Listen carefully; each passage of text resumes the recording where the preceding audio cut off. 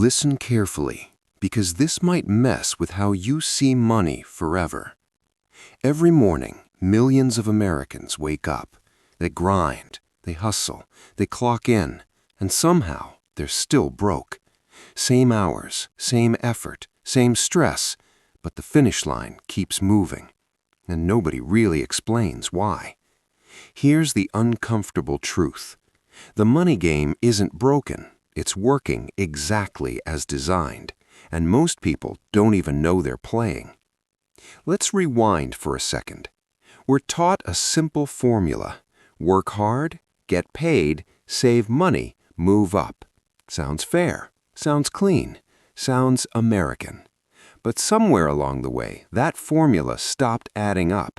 Wages crawl, prices sprint, rent jumps, healthcare explodes, groceries creep higher every year, and your paycheck, it just sits there.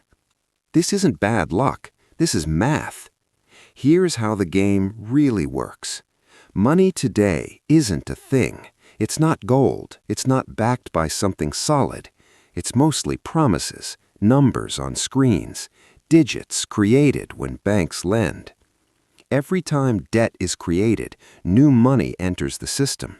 That sounds harmless until you realize who gets that money first.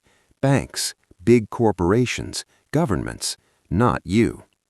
By the time that money reaches workers, prices have already adjusted, assets have already inflated, housing is already out of reach.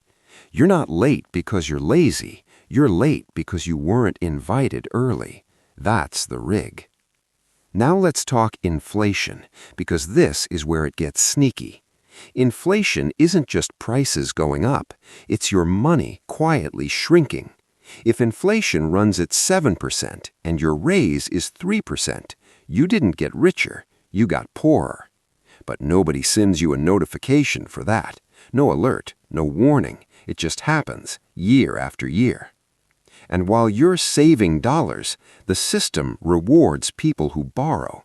Let that sink in. Debt grows with the system. Savings fall behind it. That's why people with assets feel fine. Stocks, real estate, businesses. Meanwhile, workers live paycheck to paycheck.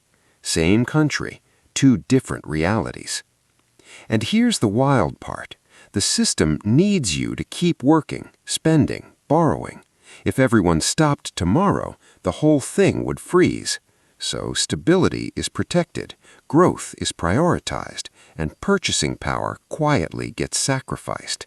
No evil villain, no secret meeting, just incentives stacked on incentives. This is why just work harder stopped working. You can grind more hours, you can skip vacations, you can hustle weekends. But if you're only trading time for money, you're stuck running on a treadmill that slowly speeds up. The game rewards ownership, not effort. And that's the part nobody spells out. So what does this mean for you? It means the goal isn't to panic or quit your job tomorrow. It means understanding the rules before blaming yourself. Because once you see the system clearly, you stop asking, "What's wrong with me?" and you start asking a much better question.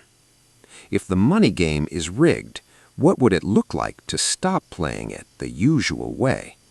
That question doesn't have an easy answer, but ignoring it has a very